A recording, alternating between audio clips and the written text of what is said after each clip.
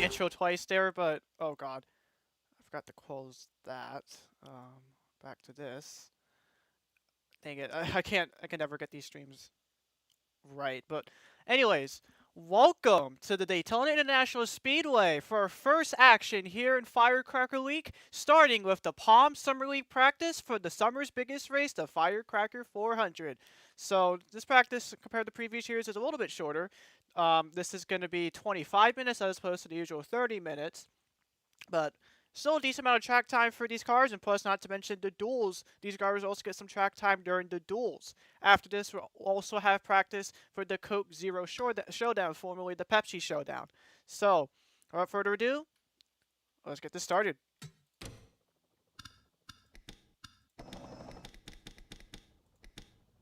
So already, that's the 41 of Mopar coming out on track. This practice is officially underway here at Daytona. Now, just about I'm pretty sure, what, 25 out of 33? Or, it's probably more than that. A good amount, more than half the field has a patriotic paint scheme here this weekend, and Mopar is one of them.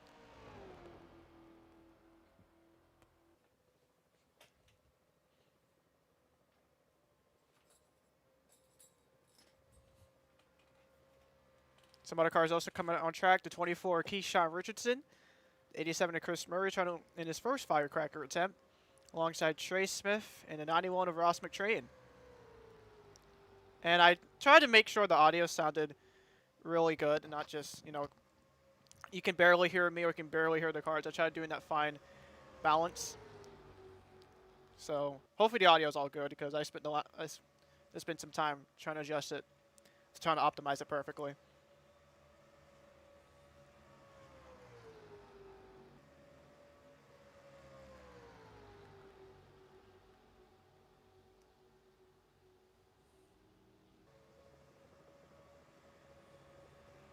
Other cars also out here. That's the 19 of Brittany Carruthers, 20 of Kellen Baker, Random J to 53. Kyle Salmon winner from California, Owen Miles in 25, 76 of Voiles. While Mullen in the 1. So on pit road, as McTrain currently has the fastest lap, but that's quickly going to change. That is over a minute long. Trying to pull up the stats on my iPad here so I can actually mention the point standings. Here we go. Okay. So the 41 of Mopar has the fastest. He was the first one on track, so it's kind of a given as he's already in the pack. See Jordan Stout. He's with Jordan Stout on the outside with Caleb Rose and Patrick Miller on the inside as whoa, watch out, Matthew Brunette. Made it 3 wide there off turn number 2 briefly, but they managed to sort it all out. Looks like they may pick up this second group. Looks like Lipsy and Mullen could get picked up here by this group. We'll see if they do that or not, as that's going to really slow down Miller. As RC and Lipsy are going to come up on the inside in front of the 33. McTrain still with the fastest lap of now for 49.166. So you're going to say that Caleb Rose now is now on top of the board, 49.166. Actually tied now. McTrain now back in the board. So again, it's still early in practice, so we're going to have some speed drivers bouncing up and down from the standings. But it's going to be interesting to see. A lot of people say, oh, it doesn't really matter if you have a fast car at Daytona because you work at the draft anyway. But I'd argue you do. It's important to have a fast car because even in the draft, drivers want to know behind. The drivers behind you who helps, like, say, for example, someone's behind you. If that driver behind you has a really fast car, there's a really decent chance you could do big things on Tuesday night. And also another situation where a fast car is really come in handy is if you lose the draft for some reason, say if someone spins out or saves it and stack up the rest of the field, you're going to lose time with the draft. And we're seeing cars in Firecrackers in the past lose the draft, manage to catch back up because they have a really good car.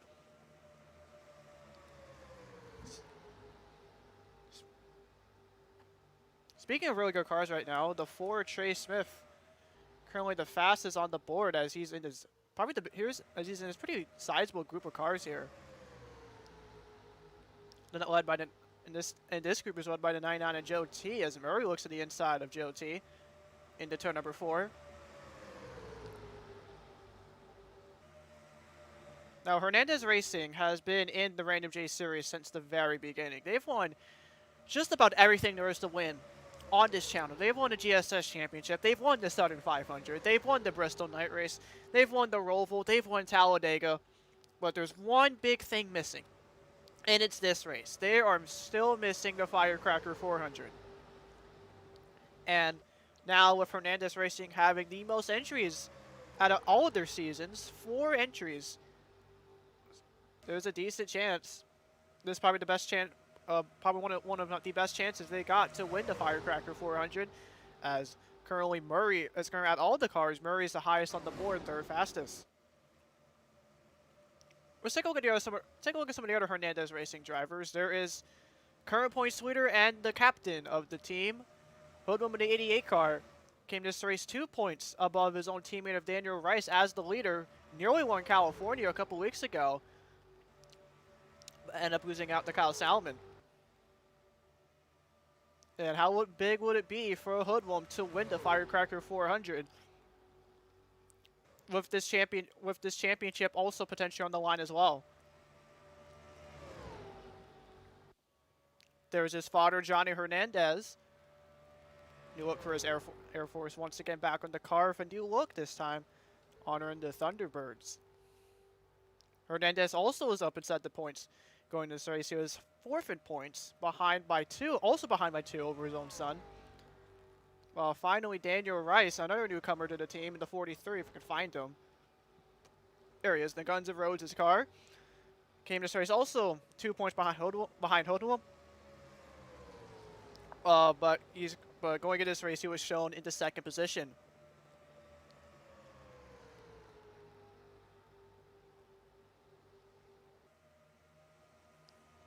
Also in this group is the 97 Nathan Stapleton. Staple came to race 15th in the standings.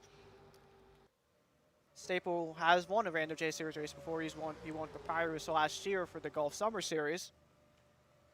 And was actually on a hot streak for a while in the GSS after that race. But so far still remains the only time he's found victory lane so far in the Random J Series. Also, the 79 of Jose Angel is a newcomer here in the Random J channel, only making his third start, or set to make his third start. Number 79 Pontiac. Currently on the board, Angel is, just cheat and just use this, 22nd. As for the other Pontiac, Kellen Baker, let's go find him real quick.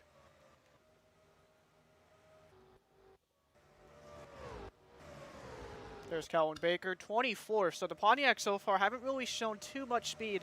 And the thing about Pontiacs, there's only 2 Pontiacs in the entire field. They got to work together. Baker and Angel have to work together.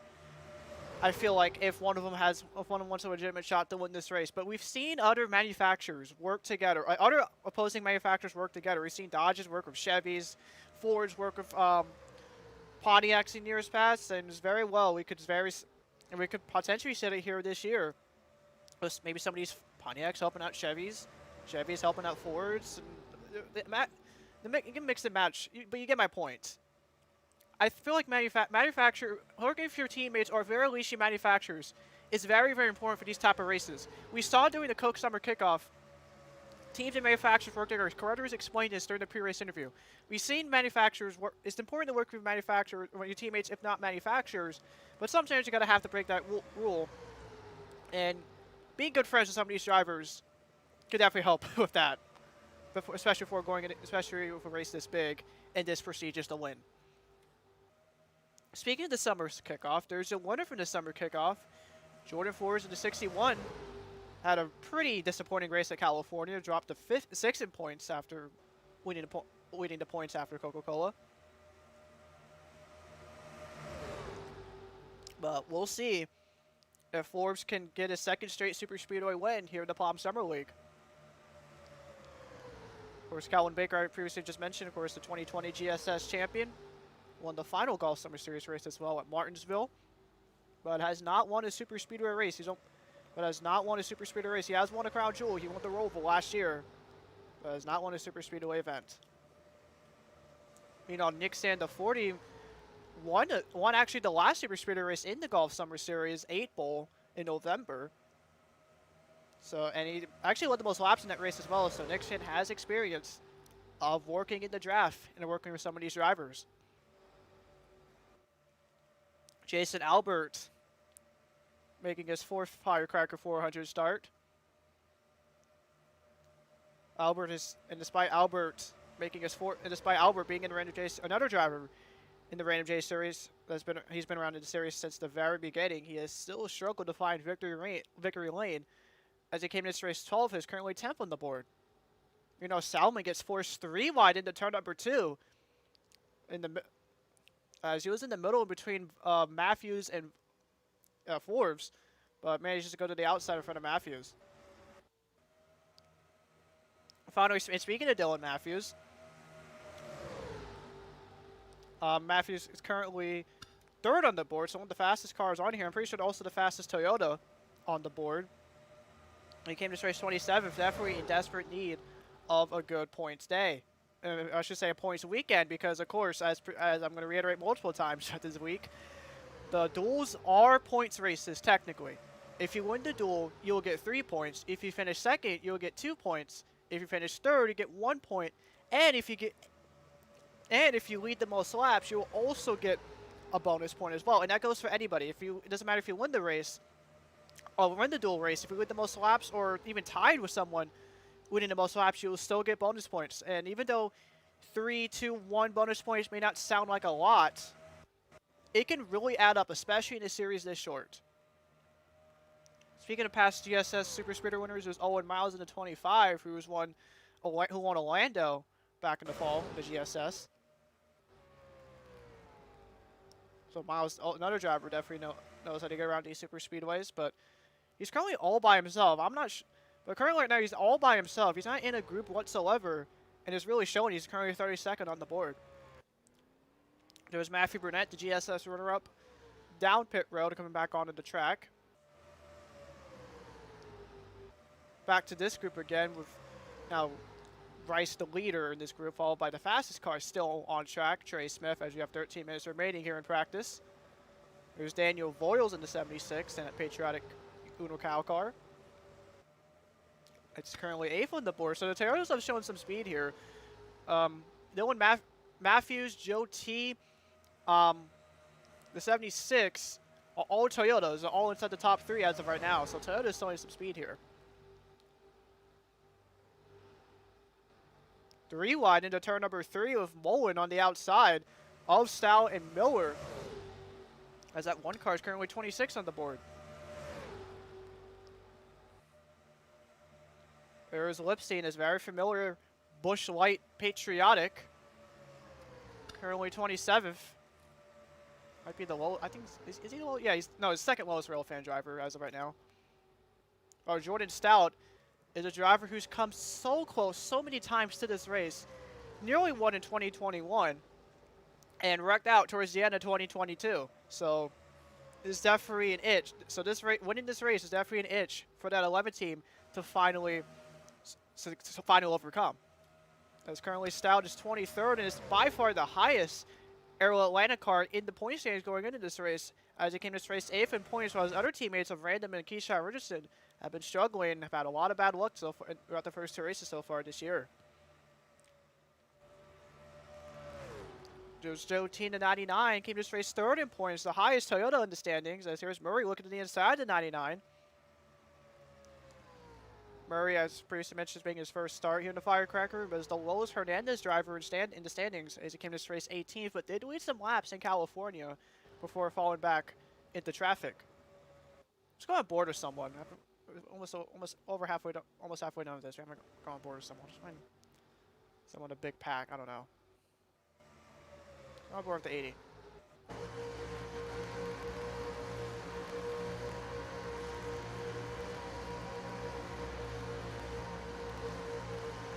Well, that was dangerous there for the 82 to come back on track.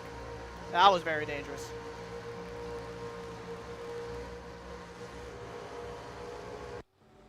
Definitely we've seen a lot of close calls of these drivers coming back on track at probably the worst time ever. I'm not know what these drivers definitely need to be careful coming back on track, because they could definitely cause an accident. And as we just mentioned, we're going to race twice. These cars ain't just going to race once. They're going to race twice. They're going to race in the duels, and they're going to race in the Firecracker 400. So these drivers need to be careful. I feel like definitely need to be careful coming back on track, because you do not want to wreck your primary car for the summer's biggest race. You don't. Let's take a look at some other drivers I remember we talked about. There's Brendan Beal now. Brendan Beal's on the lead driver in this group. Beal had a very fast car during California, currently 12th on the board, and currently 5th in the point standings after a huge day in SoCal. However, Beal has not won a Super Speeder race in the Random J Series, so we'll see how this goes for that Railfan team, for the Railfan 37, on both Friday and Tuesday. I mentioned 2 of the Aero Atlanta cars are deep in the standings, and also were in this sort of 3-car field, with Random J now headed down pit road into 53. Random doesn't seem to have luck in any of these mini-series at all. Came to this race 30th in the standings, and was involved in another wreck in California, after also being involved in one during the summer kickoff. Meanwhile, his teammate Keyshawn Richardson has had really bad luck this season. That 24 car is currently dead last in the standings, which is very disappointing for the HWRL champion, who many thought was going to do really good here in the Palm Summer League after his stellar HWRL season a couple years back. And speaking of winter champions, there's the other winter champion from the Winter Street Stocks and reigning GSS champion, Ryan Wilson. Ryan came to this race 16th in the standings, is currently 26 on the board. As for where Richardson's at on the board, as Random comes back on track, I can find him 30th and 30th. So Random's 21st. So I said some of the Toyotas.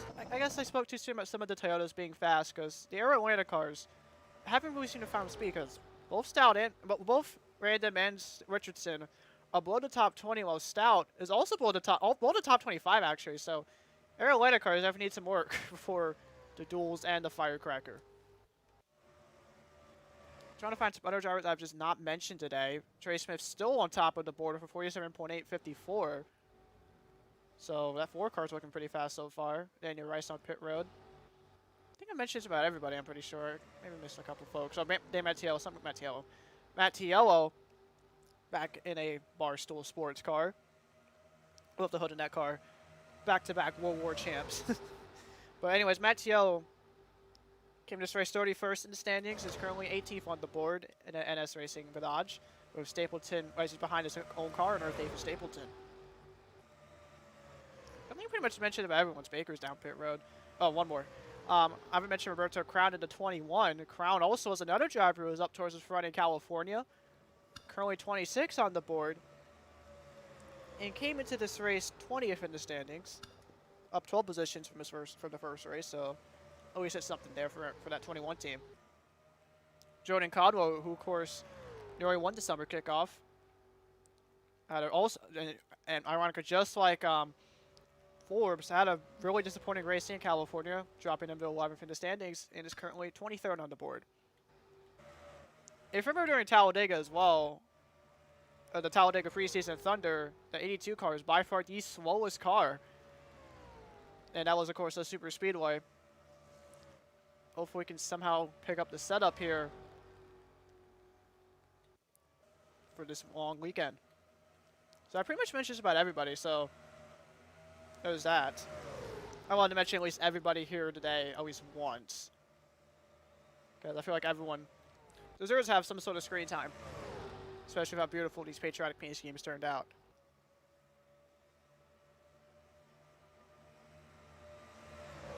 Let's go on board with someone else again. We're moving on board with someone once today. Find someone. Beal.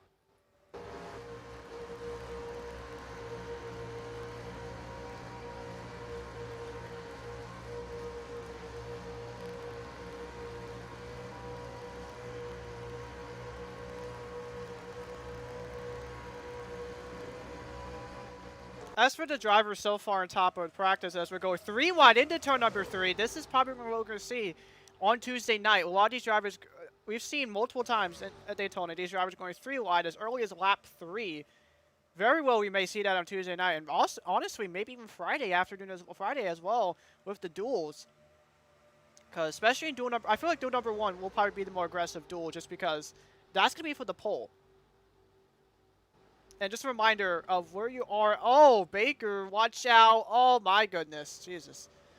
Anyways, it's just a reminder of which duel everyone will be in. If you came to this race in the odd position in points, you're going to be in duel 1. And while if you're in the even position in the standings, you're going to be in duel number 2.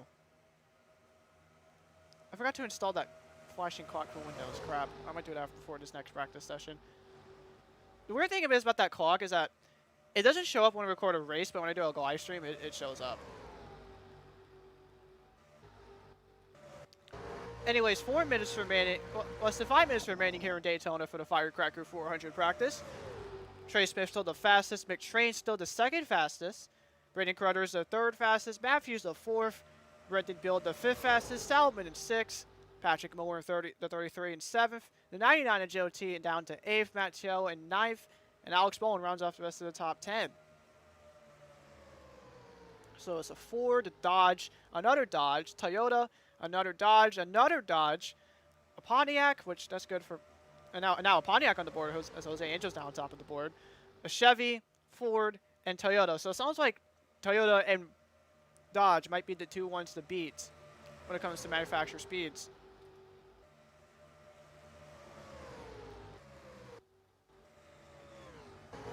Now, of course, as previously mentioned, next up after this, at 3:30 p.m. Eastern Standard Time, will be the Coke Zero Sugar, or Coke Zero, not Coke Zero, Coke Zero Showdown practice.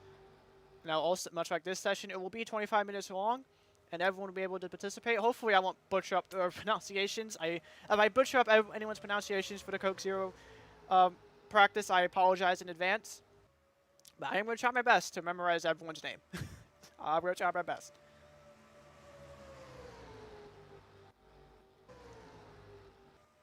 Just a little personal note here as you go to the one car. Yeah, I was happy after Nashville. That was an amazing. That was the most relaxing feeling ever as a Ross fan. We'll see how the rest of the season goes, but yeah, see how Chicago goes, and we'll see also how our races will go as well for Firecracker Week. Now, of course, after Firecracker Week, we're going to have a lengthy summer break. We're going to actually, as opposed to GSS in years past, where July was by far the busiest month, July is probably the most relaxed month in the summer in this Palm Summer League, because we're going to have that one, besides the Firecracker, we're going to have no other races for that entire rest of the month. We're not going to have races after the Firecracker for about a month or month and a half. We're not going to be racing again until August 12th or around like mid-August, where we're going to go to Minnesota to decide the PSL Championship. So after Firecracker, these guys are going to have a pretty lengthy summer break. It'll be interesting to see where these drivers are going to head for summer break. I wonder if they're just going to stay at home, go abroad, go somewhere else in the U.S. We'll see. We'll see. Summer vacation is always a great time for anybody, no matter your line of work. Less than 2 minutes remaining here in Firecracker practice. Smith's still the fastest driver on the board, so that 4-car has maintained really solid lap, has maintained that position very solidly with that 47.854. Now, as per usual with these practice sessions, I will post the results for both Coke Zero and Firecracker practice shortly after on Discord afterwards. I'm probably gonna post them after both stream. I'll probably wait until after Coke Zero to post both this and both Firecracker and Coke Zero practice session results. So if you're on the Discord, stay tuned there. And if you're not on the Discord for some reason, be sure to join it.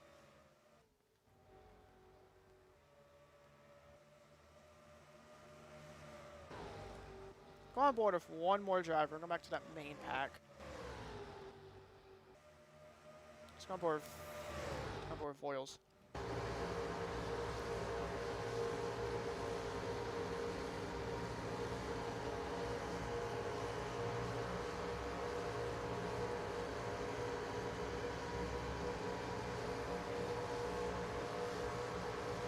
A fun fact behind this back shirt, if you don't know already, is the Daytona International Airport, which applies to many areas, including Atlanta. So there we go. If you're traveling to the race, if you ever travel to Daytona, the airport's right next to the track. I mean, there you see Jose Angel coming down pit road. He was in the top 10, or he still is in the top 10. He's currently down to 8th in the board. The 71 of Salmon's down to 9th. Miller, the last car, is at the top 10. As Beal put up another good time, which puts him up to 6th in the board. Rose 7th in the board. I'm going out of order here, I know. Matt TL 5th on the board. The Brado Racing drivers of Carruthers and McTrain are 4th and 3rd respectively. Dylan Matthews up to 2nd in the 49. While Smith still has the fastest board and will be the fastest driver here in Firecracker practice. 4 cars look so looks like, according to this practice session, this 4-car looks like one of the ones to beat for both the duels and the Firecracker 400. But of course, we'll see how this will translate in both races, which of course the duels will be on Friday and the Firecracker 400 will be on Tuesday night on the 4th of July. Let's briefly go over let's go briefly over the results. So 25 laps. Trey Smith put up 25 laps, but his 47.854 is the fastest out of anybody, and that wins in practice here. Followed by Dylan Matthews in the 49, the highest placing Toyota, for 47.903. Running off the rest of the top 3 is Ross McTrain for 47.916. Briefly going over to the rest of the running order, Carruthers is 4th, Albert 5th fastest, and they're at the last second, so good effort there for Albert. We still got some time left in practice. I wonder if that Yeah, no, it didn't really change. Okay. Um, Albert fifth fastest, Mattiel sixth fastest, Beal seventh fastest, Rose eighth fastest, Jose Angel, and Salmon round off the rest of the top 10. Patrick Miller down to 11th on the board, followed by Daniel Royals, Joe T, Alex Mullen, Daniel Rice, Brad Reim, 40 car of Nick Sant, Lipsy the 9, Roberto Crown 19th, and Mopar rounding off the rest of the top 20. As for the rest of the top 30, Johnny Hernandez, rather disappointing time in 21st, followed by Jordan Stout, Nathan Stapleton, Chris Murray, Ryan Wilson, Kellen Baker, Jordan Forbes, Matthew Burnett, 88 car of Hoodlum, and Random J running off the rest of the top 30. So, like I previously mentioned, those Aero Atlanta cars definitely need some work before Friday's duels. And finally, as for the last two drivers, Random's teammate Keyshawn Richardson's 31st on the board. Jordan Conwolf, another slow super speedway time in practice slash preseason thunder, 32nd fastest. And Owen Miles, 33rd fastest. As Miles, I never saw Miles really be a part of any pack throughout the entire time here in practice. I'm not sure if that 25 team was trying to play it safe or just couldn't find anybody to work with. So definitely interesting there if you're a fan of Miles in this 25 team to see him just working by himself and not with anybody else. But anyways, that should do it for Firecracker 400 practice. Thank you to everyone who was watching this stream. I know this was kind of a weird time to stream, middle of the week, in the middle of the day, literally. But but it's whatever. But it's whatever. Thank you to everyone for watching. I'll see y'all not too long from now. I'll see y'all not too long from now for the Coke Zero Showdown practice session, which will also be 25 minutes long, and will feature all 37 drivers for that race, the biggest field we've had for any showdown. So definitely stay tuned for that. But for now, see y'all for that stream here momentarily, and thanks for watching.